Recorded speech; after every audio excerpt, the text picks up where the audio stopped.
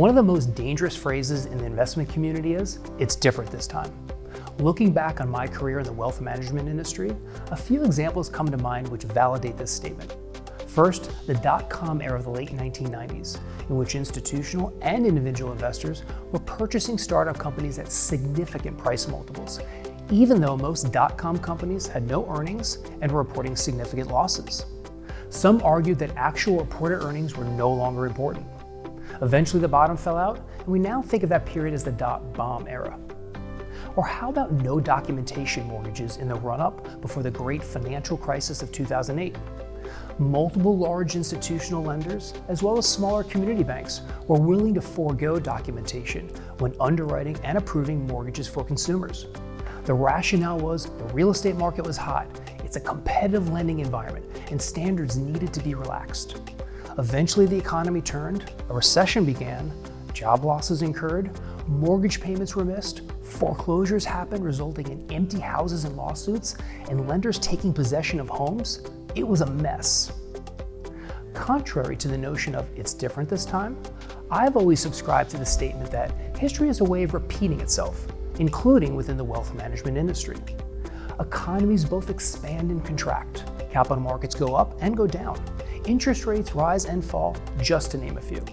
Sticking with interest rates, I read an interesting statistic which caught my attention.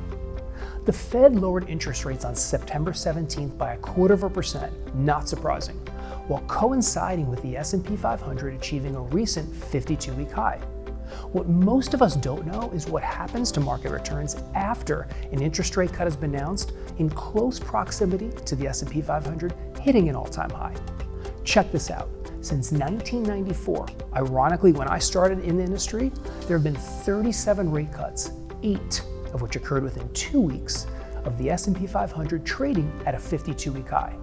In all 8 instances, the S&P 500 was higher a year later with a median positive return of 14.5%. Who knew? How should one process this information? There are 3 ways to possibly act on it. First, if you subscribe to the "history as a way of repeating itself" mantra, you should feel comfortable that capital markets may continue their upward trend, so you'd keep doing what you're doing.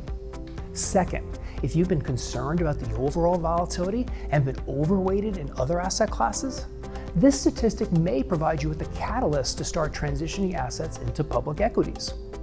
Lastly, if you're an overweight in public equities, you may take this opportunity to begin de-risking your portfolio during a period of market strength, or in other words, sell high. October will be upon us shortly, and the fall season is my personal favorite. Cooler temperatures, the NHL season's first games, and the changing foliage are just a few of the reasons. From an economic perspective, the Atlanta Fed has a 3.3% GDP forecast for Q3, the highest among several other local Federal Reserve banks which publish their forecast.